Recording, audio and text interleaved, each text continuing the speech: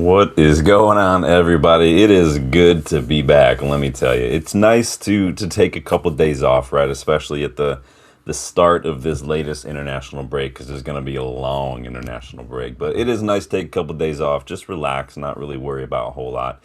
It's been made easier, right, by the fact there's not a whole lot of talk and a whole lot of news. There's a lot of stuff from just not great sources and whatnot. But it's been a pretty quiet couple days to the start of this international break. So it's been nice. But it is as nice as it's been to do that, right? I do miss doing the channel. I do miss chatting with you guys. So I couldn't resist jumping on today with a scouting report special. This is United versus everybody. This is the place for match reactions, transfer talks, scouting reports, previews, just awesome panels as well. Had Rich from Red Devils United TV on here recently. Obviously, Dylan, my co-host for the Kickabout, is on. We do it all. We do a little bit of everything. But most importantly, I get to hang out with you lovely people. So we are going to dive in today to this latest scouting report special. I've had this one in the chamber for a while, so we're going to dive in. I've got 5 future stars, rising ballers, and hidden gems for you guys to get a closer look at today. So without further ado, make sure you like, please make sure you subscribe to the channel. Make sure that you check those memberships as well. It's the best way to get involved in the channel content, including making suggestions for scouting reports. But I will leave you with this, and I will be right back, you guys.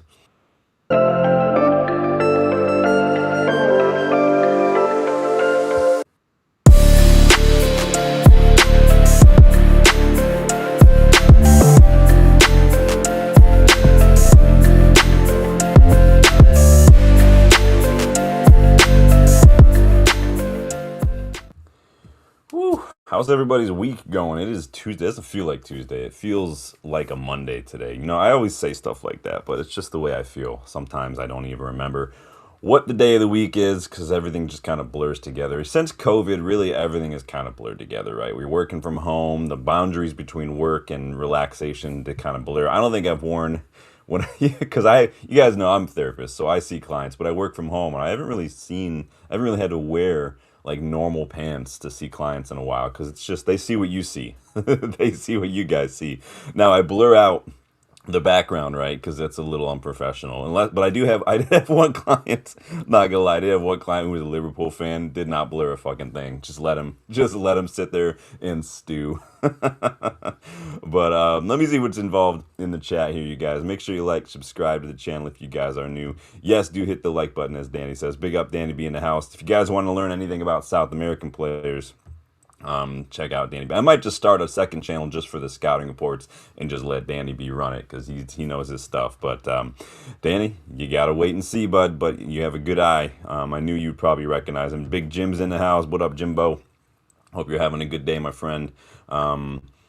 But we will see what's happening. Yeah, I don't know what's going on with Rich. It was good to have Rich on the channel, obviously, last week. Hopefully, I haven't seen any updates on the status of his channel or anything. I know YouTube's AI was going a little banana balls last week, but hopefully we'll get that up and running. I haven't seen Jarvis up in a while either. It's since that Bodo Glimt match. So hopefully, I think maybe everyone just took a couple of days off with the start of the international break. I mean, took a little page out of each other's book here. Nothing wrong with that. You guys did see that I went out and kicked the ball around the other day. It was super nice. Couldn't resist. You guys know I can't resist an opportunity. Put out a poll to ask you guys how you feel about Dusan Vlahovic. Seems like a lot of you are not feeling Dusan Vlahovic, but I always just want to know where everyone's at. Doesn't necessarily mean that's what I want. I just like to know where you guys at. So, but we're going to dive in, you guys. We're going to jump into the scouting report as always. All Jarvis is on holiday. Well, big up Jarvis. Good to see him. You know, it's always important to take some time out. Like I said, I took a little time just hanging out with the wife a little bit things. So let's kick things off with a German midfielder currently playing in the championship, you guys. And I'm going to be talking about 22-year-old Southampton center midfielder Kasper Jander. Now, Jander came through the academies of a couple different German clubs when he was younger, lower table clubs, before he ended up winding up at FC Nuremberg around 2024. And he joined Southampton actually just this past summer for around 12 million euros. I don't know what that is, like 9 or 10 million pounds. decent outlay, right, for a club in the championship, a club struggling. It shows an investment, right, represented belief in his potential. That's a big outlay for a club trying to push back to get into the Premier League, right? At his core, Yander is a ball winning midfielder. He's also got a really good knack for dictating tempo, but also serving as a screen for his defense as well. He does a little bit of everything. Now, his tackles and recoveries, well above average, but that doesn't mean he's like a thug. He's not just a straight up ball winning midfielder. He's very controlled with that aggression, and I like that. I like that you can take it, you can harness it, you can fine tune it, you can hone it for a purpose and not just let it go, right? It's like shooting a rifle and not just like throwing a grenade, destruction, but focused destruction. Like I said, so he's very controlled, he's very efficient when he moves the ball as well. I really like that.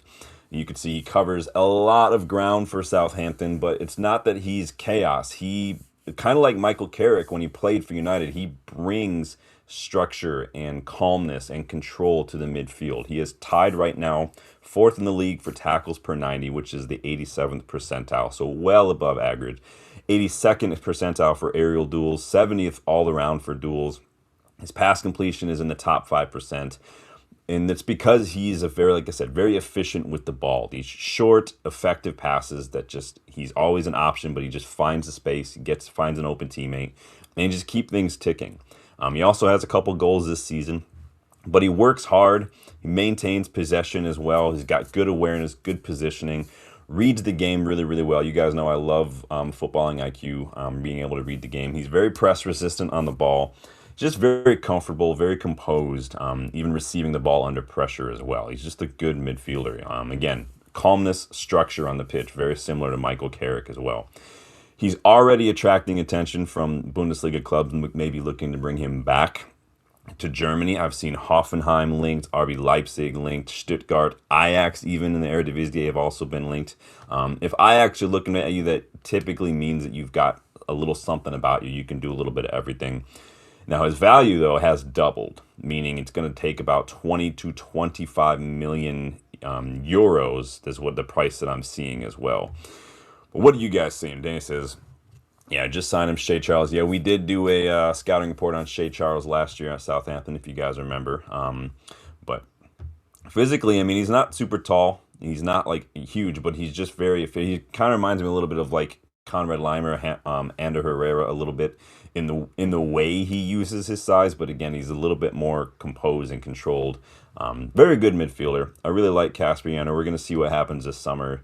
If Southampton get promoted, then we'll see what happens, but I think that it would be difficult for them to let go of him. But, so we've seen some clubs when they get promoted, like Burnley, Sunderland, they went a little crazy in a bid to stay up. Now, Burnley failed. Sunderland probably going to be fine, and that helps because you get a lot of money just for avoiding relegation in the Premier League. But keep an eye out if you've not watched any Southampton. Again, Championship is a great place to scout players. You guys know I'm on permanent Hayden Hackney watch, for instance, but it's there's no VAR, which is awesome. It just feels like it was 10 years ago. So moving on, loads of United fans probably want to look at a right back. You guys know I'd like to get a new right back. I did a couple of videos recently looking at left backs and right backs. Go check those out as well. But I've got another name to the list. I'm talking about Mattia Zanotti.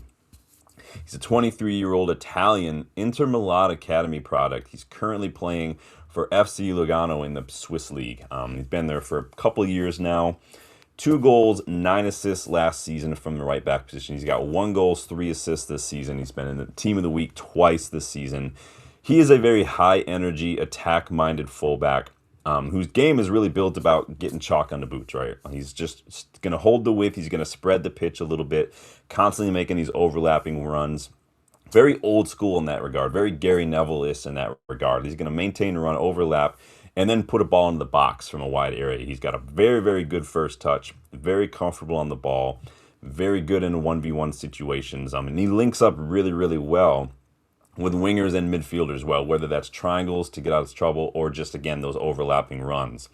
Defensively, He's got a really good work rate, Zanotti. Positioning is still developing a little bit more. You could see he's a little bit more reactive than proactive at the moment, but he's definitely not an out and out defensive specialist. He is a more attack minded fullback, but he's got, like I said, an excellent work rate.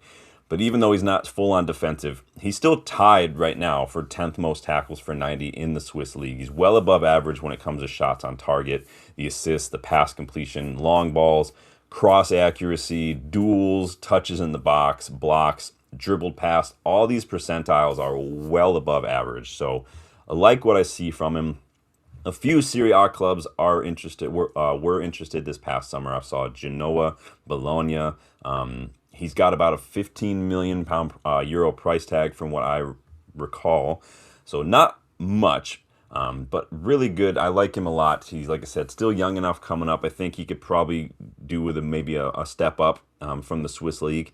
And I think you'll probably be seeing, especially if he wants to get in a bid to get in for like maybe the Euros. I don't know if he's been called up for Italy. Well, Italy have to qualify, so we'll see how it goes. But Danny, I consider that a personal victory if I can find a player that maybe you're not familiar with, man. That means that I'm doing a good job, right? So, but yeah, keep an eye out the Swiss league, you guys. It's where we've got some players, and the kind of Bayek is currently playing. I think Ethan Williams is also, no, Ethan Williams might be at Falkirk. I don't remember now off the top of my head.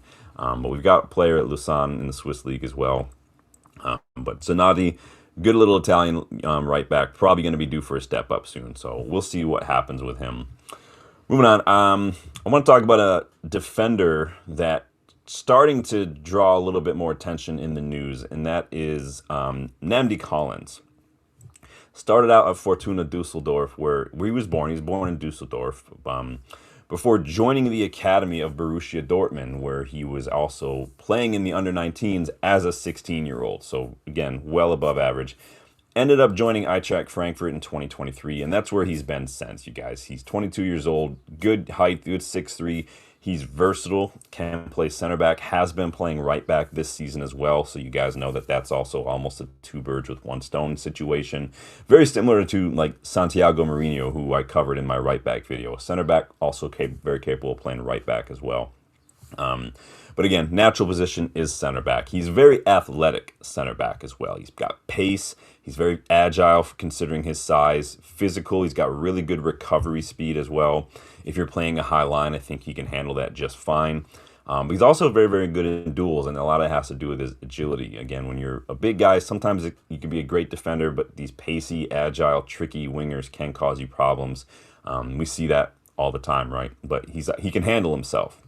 And he's very comfortable defending in wide areas as well, which I feel like is going to be needed more and more in the modern game. We've seen it in the back three especially. I think that's very crucial. Decent on the ball. He's not going to be your elite distributor, right? He's not going to be your Lisandro Martinez type defender, but he will keep things ticking efficiently with composure as well, so I don't worry about him all that much. Still, he can pick a pass, so his long ball accuracy is in the top 10%. Duels, tackles, interceptions, again, all well above average. Just outside the top 10 in the Bundesliga for tackles per 90. Now, he has been linked with the Bin Dippers recently. I've seen Arsenal. I don't know how many more center backs Arsenal want. Liverpool are probably going to need a rebuild. City, I've seen linked recently. This is all just sounds like normal paper talk to me. But he also recently changed agents as well, and usually that's meaning something's coming up, right? 40 million euros is the price I'm seeing. I think it's definitely worth a bit of a punt for 40 million euros. What is that, like 33, 34 million pounds? I'm not good with conversions off the top of my head, but Dana's heard of him. Supposed to be good. He's just good. He's just a good physical, pacey defender who can, defend in wide areas as well. He's very, very good. I really like him a lot. So.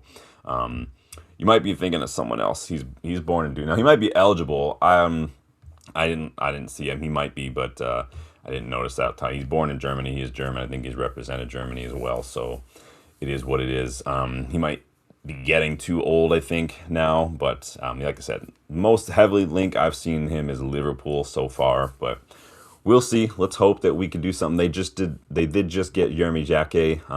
They're probably going to be looking to get rid of Joe Gomez. Virgil van Dijk, we don't know how long he's going to be around, but we'll see how it goes. If you guys watch any of the Bundesliga, let me know. Frankfurt, pretty decent side. Been struggling off and on. They've sold a lot of their best players. Obviously, Ekitike's gone. Evan Ndika left a few years ago for free. I really liked him a lot when he was there. Haven't watched them a whole lot since he's gone. I think he's at Roma. But Namdi Collins is a name starting to turn heads. So keep an eye. He'll probably get a big move this summer, especially if he wants to start getting in with a sniff for the national team as well. So sticking with center backs, let's go from Germany to Portugal, or I guess you want to go from Germany to Serie A if you're looking at the leagues. I was talking about nationalities, but we're talking about Thiago Gabriel. Came through the youth system at Sporting before kind of jumping around to a few clubs. Ultimately got picked up by Lecce last year, where we got Patrick Dorgu. Elite level duels for this kid. He's just 21, but he's already a straight up unit of a defender. I mean, he's good in duels though, both in the air and on the ground. He's 7th right now for clearance per 90s. It helps that he's like 6.5 feet tall pretty much, but aside from being very strong in the air, he's very brave in those duels, good in tackles, good in clearances as well. So again, if you want a physical presence in the box, going to make some clearances, he's going to win those headers, he's going to get rid of those crosses, this guy is your guy, right? And this helps that he reads the game really well, helping him kind of intercept or cut out dangerous plays. Again, well above average for his age group. He's not the quickest, right? But I don't think pace is the top priority when it comes to center back, right? It helps. It always helps, but it's not the be all end all. This isn't a video game where you just want everyone to be fast so it's easier for you to win, right? That's not. If you can read the game like he can, if you've got footballing IQ like he does, you'll compensate for lack of pace, and you actually end up looking faster than everyone else. He's not necessarily a ball playing center back as well, but while he's not going to distribute like Licha, he's very good at actually just carrying the ball out from the defense, and he can pick a pass when needed, right? It's not the worst thing. It's like, Harry Maguire. He'll pick a pass when needed, but he's not going to be making those line-breaking balls. Bournemouth, Juve, Inter, even sides like Bayern and Barcelona I've seen linked recently. Lecce reportedly are holding out for around 25 to 35 million euros. I don't know if he's going to be, in my opinion, I don't think he's quite worth 35 million euros quite yet, but he's definitely showing promise. But don't be surprised to see his name a lot this summer. I think he's definitely turning heads as well. What are you guys saying here? Milenkovic, yeah, very similar. He's just very physical. It's gonna just big, just like a Dan Burn type.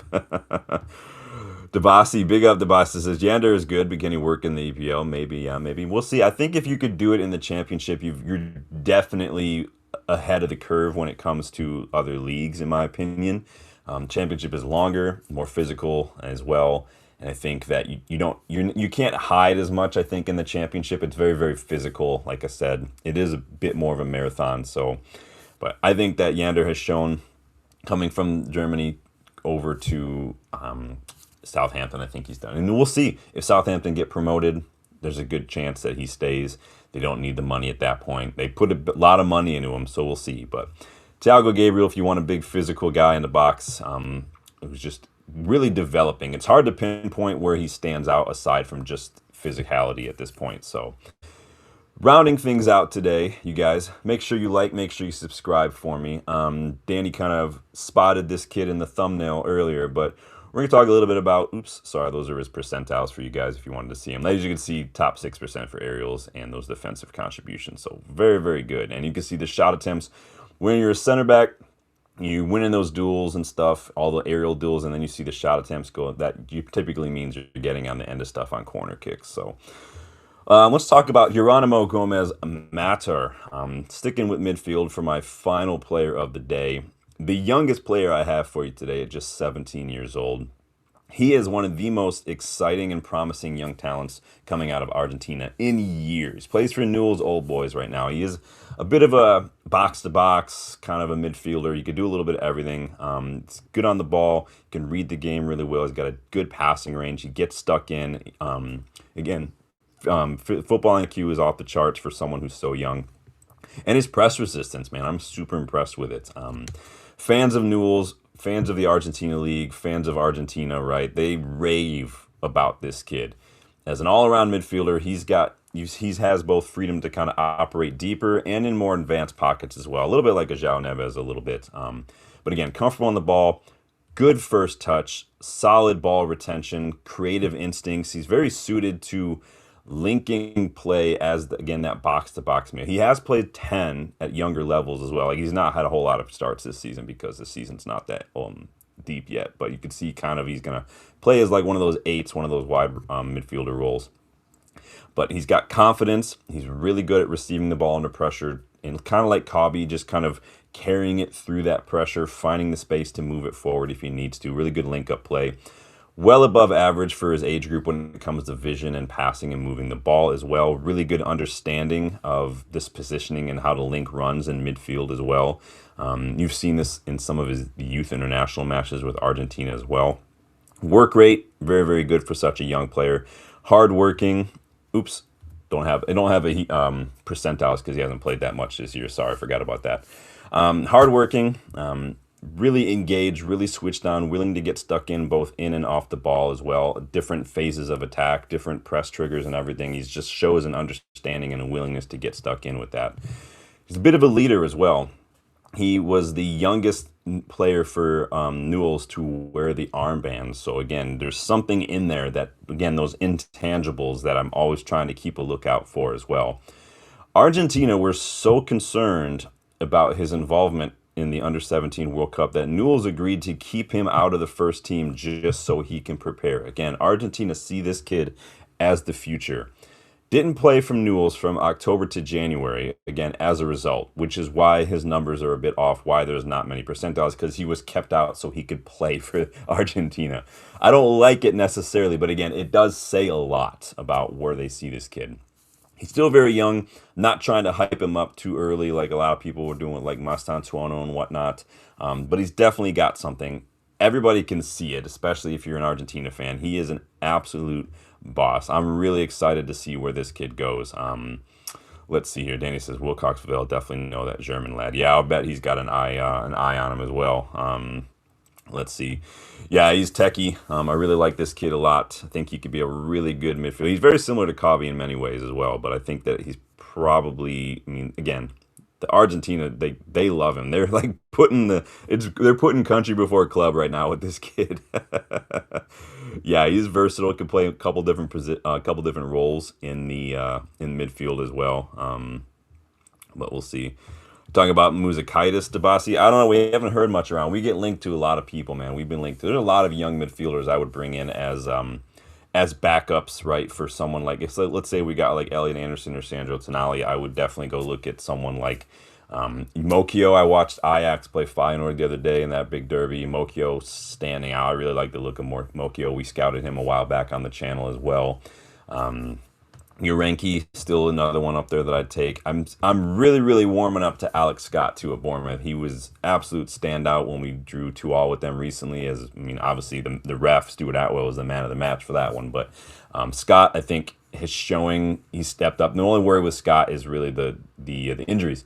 Same with Adam Wharton. I love Adam Wharton. He's not quite the same profile, right? He has definitely more of a I'm going to get this ball forward kind of player, but the injuries, the groin surgery is a concern, especially because he put it off. It's kind of like Rashford with that shoulder surgery. I would like to have seen. It's hard, right? I get it. There's a part of being a footballer when you're worried that you don't want to miss out on anything, or maybe there's just a consensus that we can put it off. We can put it off. Again, not knowing behind the scenes, who knows? But anytime I see the injuries, I like to give him a little time to see how it recovers, as we've seen with like Licha, for instance. So, but no, I haven't seen anything about Muzakaitis, man. Again, another name that we're linked with. So yeah, Matthias Fernandez I'm really warming up to as well. I think he and Cobby could do really well to kind of rotate in those roles, and he can even come on for Bruno if we need to as well, if Bruno gets an injury or has to rotate or something. We have some cup games. Matthias Fernandez was a 10. Really, it was like an 8-10. There's like the 6-8s and there's the 8-10s, and that's where he was at Southampton. And I think he could do both, and it's nice to have that versatility as well. So if West Ham go down, it's definitely one I would look at. We will do a video once it gets a little more clear who the bottom three are going to be, like we did last season, taking a couple players from each of the relegated sides. I'm going to give you a spoiler alert right now. Burnley, very, very difficult to pick players from Burnley because I just don't think they have very many good players. But But those are your 5 players for today. A bit of a mix, couple of center backs in there as well, right back as well, a couple of midfielders. So let me know your thoughts. I do have the next batch of 5 ready and raring to go. We're going to spread that out, though. We got a lot of international break to work through and stuff. So we'll keep a lookout for that. I'm trying to see if I can get some extra people to want to maybe sit down and do a Mount Rushmore videos. I've got 3 different Mount Rushmore videos that I'd like to do. I want a manager Mount Rushmore. I want a footballer Mount Rushmore, like overall footballer. And I want a United player Mount Rushmore. So I'd like to sit down and kind of have those kind of arguments with people because those are always fun. But we'll see. If you guys have any suggestions for any content you'd like to see during this break, you let me know. Like I said, unless there's major breaking news, it'd probably be a little bit quiet here and there. Probably not going to do something every single day. But until then, you guys enjoy the rest of your day. Enjoy the rest of your week. If I don't, I'll hear back from him before the way of the week. We'll see. I'll check in with Dylan, see if we want to do anything tomorrow for this kickabout. Maybe Dylan and I will just do a bit of a Mount Rushmore. I don't know. But until next time, you guys, take it easy. Don't forget to hit that like button. Don't forget to subscribe, please. Check out the memberships. That's the best way for you to get involved. And it does support the channel. Every little bit does help.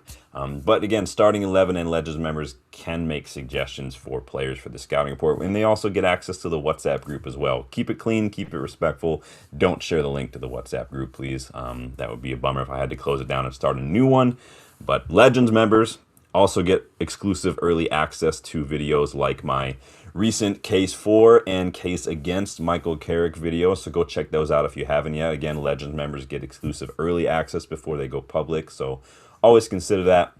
And please, please, please always go check out the United vs. Everybody store. There are new designs all the time, including this, the logo shirt that I'm calling it. So just great way to support the channel, great way to get some cool one-of-a-kind gear, and none of it goes to the Glazers or Ineos, which is always a plus. So until next time, you guys, thanks for joining in. Again, leave a comment if you've got suggestions. If you're a member or not, I will definitely take a look then. We are stacking up, preloading a lot of these scouting reports. So if you make a suggestion now, it might not pop up for a couple videos just because they're packed already. So I've had to start dropping them down to 5 a piece. Otherwise, they'll just go forever. So, but take it easy, you guys. I'm going to go run some errands, and I will see you guys on the next one.